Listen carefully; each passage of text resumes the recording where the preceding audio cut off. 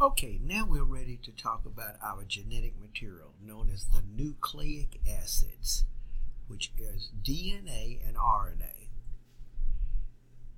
As we did with the proteins, the protein was the polymer, and we retrospectively looked for the monomer, which are amino acids. It is the same thing here. DNA and RNA are polymers. The monomer for this are called nucleotides that we'll see.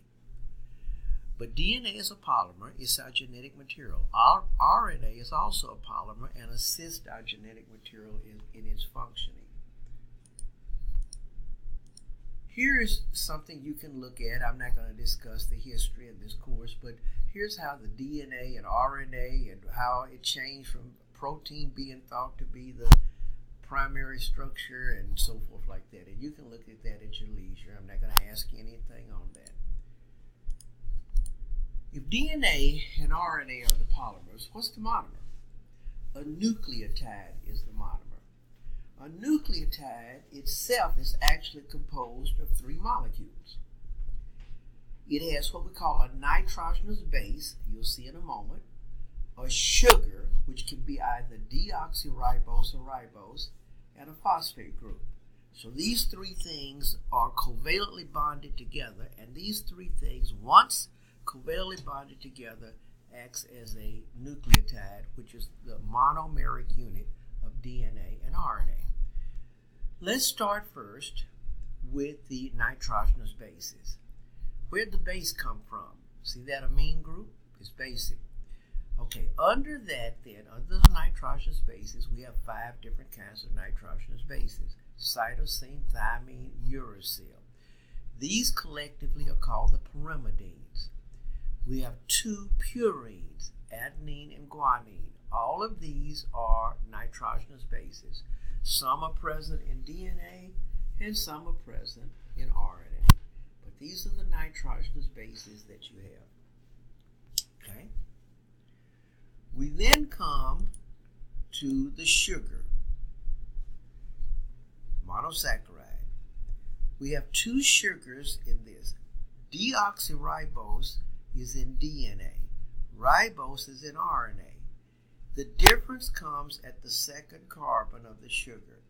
If the second carbon does not have an oxygen, which is the hydroxyl group, it's called deoxyribose. If it does, it's called ribose. Ribose in RNA, deoxy in DNA. That's where the name deoxyribonucleic acid and RNA ribonucleic acid. Okay, we go further. Now we come to the third component, which is called the phosphate group. So in this you can see we have a nitrogenous base covalently bonded to a sugar, pentose sugar, and then to a phosphate group.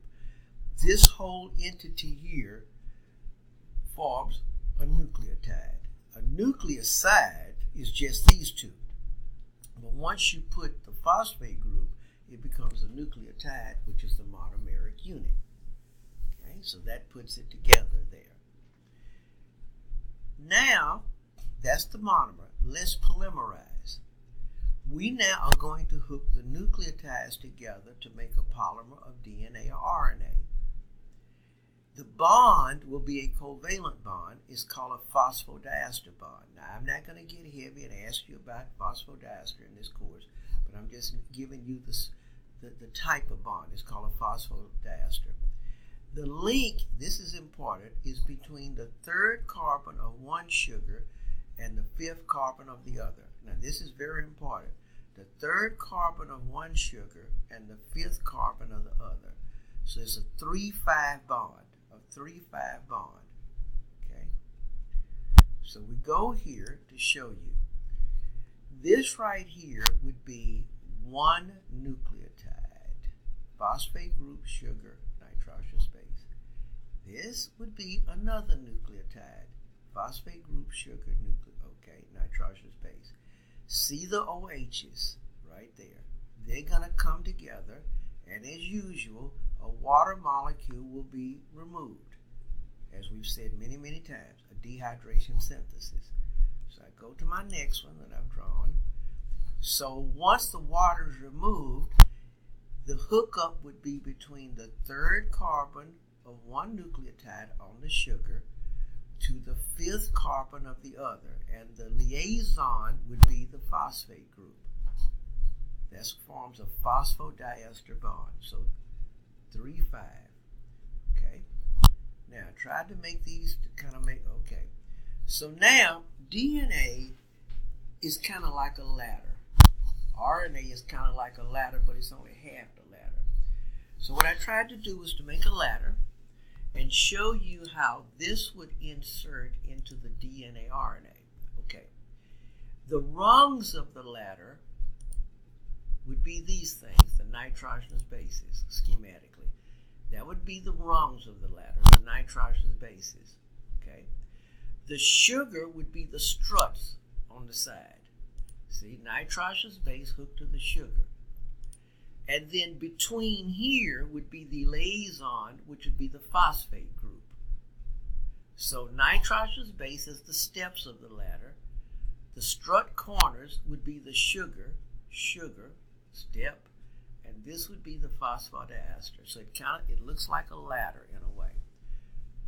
So then I go here to further elucidate. Here would be the 5N, 5 prime, because remember it goes to 5 to 3, 5 to 3, so forth like that.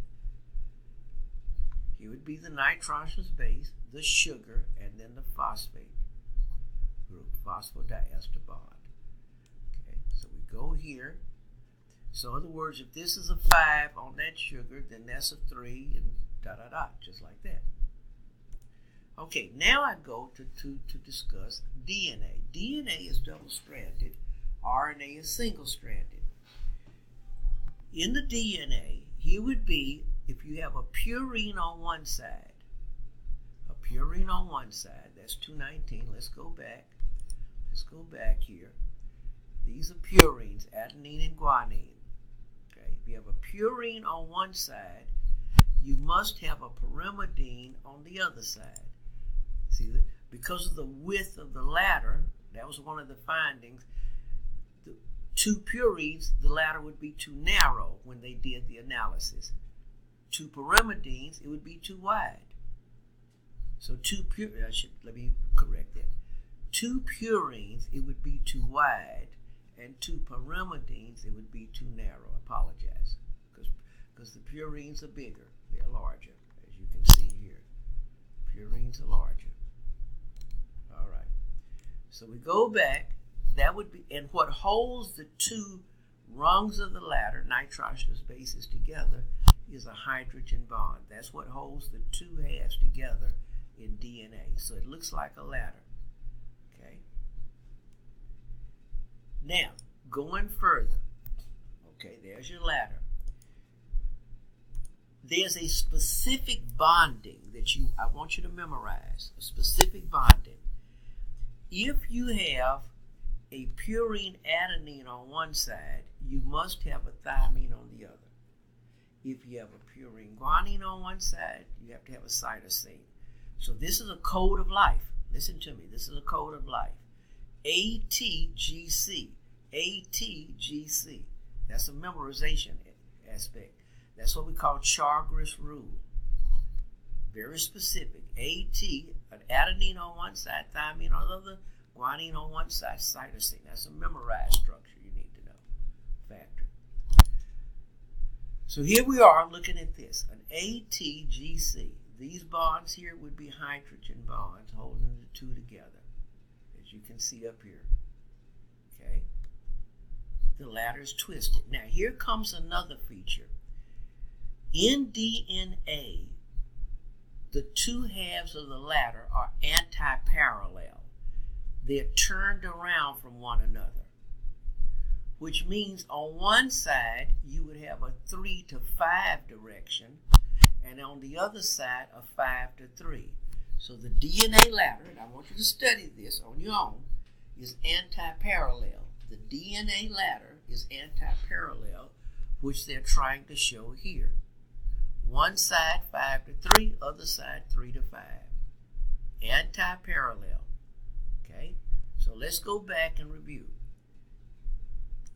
The latter would have a purine on one side, pyrimidine on the other, held together by hydrogen bonds. The specific bonding pattern, code of life in a way, Chargaff's rule.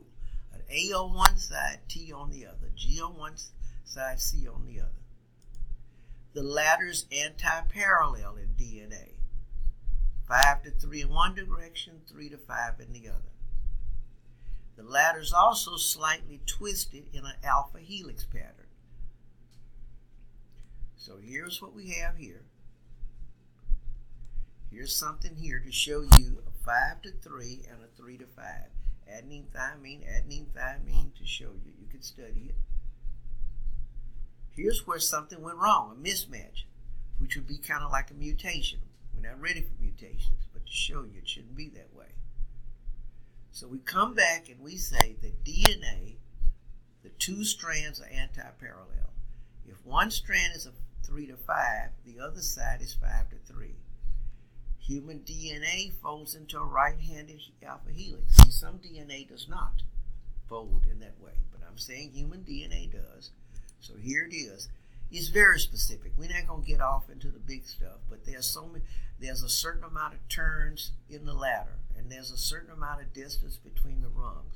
Again, not something we need to concern ourselves with in this course. So again, here's a look at it. 5 to 3 one way, 3 to 5 the other way, antiparallel, GCAT. Here's the ladder. Okay. Again, looking at it. Here's my DNA recap.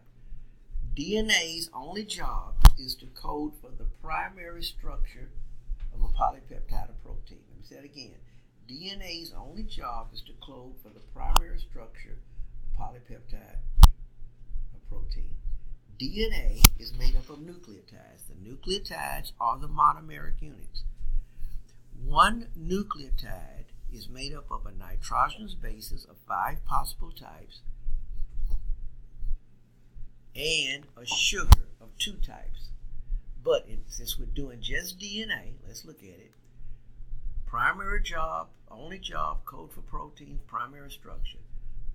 Made up of nucleotides. The nitrogenous bases in DNA are adenine, cytosine, guanine, and thymine.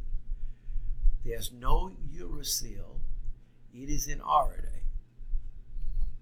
So, adenine, cytosine, guanine, and thymine. You'll read on it. The sugar is deoxyribose.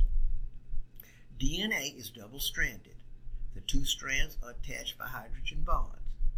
There's a specific bonding pattern. If A is on one side, T is on the other. If C is on one side, G is on the other.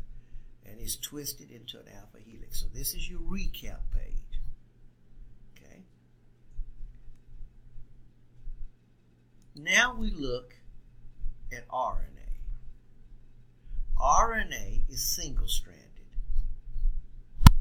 It assists DNA. There are 3 major types. It's not the only types of RNA that we'll be talking about in the cell chapter. Messenger RNA, transfer, and ribosomal.